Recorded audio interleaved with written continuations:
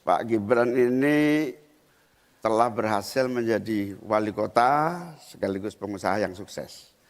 Bahkan berbagai proyek-proyek besar telah berhasil dibangun di Solo. Ini menjadi prestasi, tetapi kita ingin prestasi ini ditularkan kepada yang lain. Saya ingin Pak Gibran menyampaikan tips and tricks agar bupati, wali kota, dan pemerintah daerah yang lain bisa belajar agar proyek-proyek besar bisa dimasukkan di kota Solo.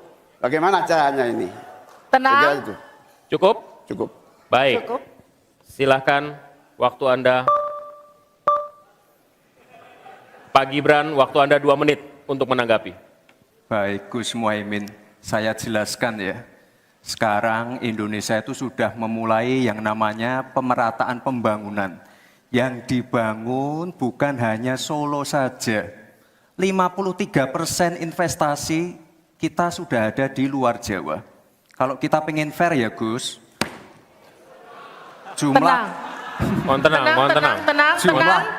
jumlah proyek, jumlah anggaran yang digelontorkan ke Solo sebelum saya jadi wali kota itu lebih besar. Saya tahulah ini arah pertanyaannya kemana, tapi yang jelas ini Gus, apa yang sudah dibangun, yang kita lihat bukan bangunan fisiknya saja, tapi kita lihat impact-nya ke warga. Bangun masjid menggunakan CSR dari Abu Dhabi, impact-nya apa? UMKM kita sekarang melesat, wisata kita melesat.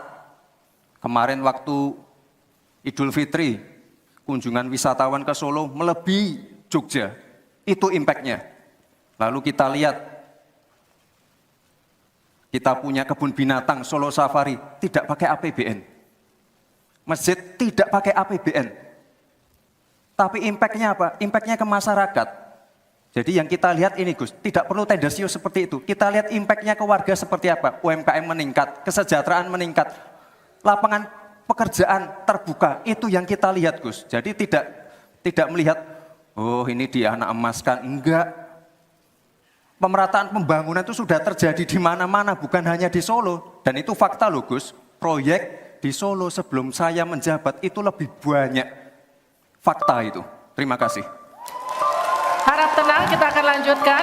Masih lanjut ini. Silakan Pak Muhaimin untuk menanggapi, waktunya 1 menit. Ya, yang saya tanyakan belum dijawab. Tenang.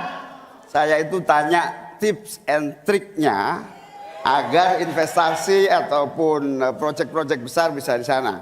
Sebab saya lihat itu ada 32 proyek pemerintahan pusat, ada juga berbagai program-program yang luar biasa, patut kita banggakan. Dibandingkan dengan misalnya Kota Madiun yang hanya 11%, Cirebon hanya 7%, Tasikmalaya. Kita ingin triknya apa? Sehingga akses pendanaan pembangunan itu bisa bersifat adil dan merata. Bukan hanya di satu kota, tapi berada di seluruh. Kita lanjutkan. Ini yang menjadi catatan saya adalah keadilan dalam melaksanakan APBN. Kalau kita jadi pemerintah pusat nanti, tugas kita adalah membagi secara adil seluruh proyek-proyek nasional kita. Cukup. Silakan Pak Gibran untuk menanggapi. Waktunya 1 menit, silakan. Mohon tenang. Baik Gus, saya jawab lagi. Sebelum ada proyek dari pusat masuk, kita ya, para wali kota ya harus menyiapkan yang namanya readiness kriteria. Kalau nggak ada itu, nggak mungkin proyek itu masuk. 2, kita sebagai wali kota harus menyiapkan hal-hal non teknis, relokasi, nego dengan warga-warga, bantaran sungai, bantaran rel kereta api. Itu Gus, 1. Lalu kita juga harus berkolaborasi, tidak semuanya pakai APBN. Ada yang pakai APBN plus APBD plus dibantu, saya sering dibantu Pak Ganjar, gubernur saya. Ini kolaborasi, jadi tidak semuanya APBN, ini kolaborasi, ada CSR juga, ada BUMN juga, ini kolaborasi. Dan sekali lagi sebelum itu masuk, kami para wali kota menyiapkan readiness kriteria. Itu, jadi ya saya kira ini cukup fair, Gus.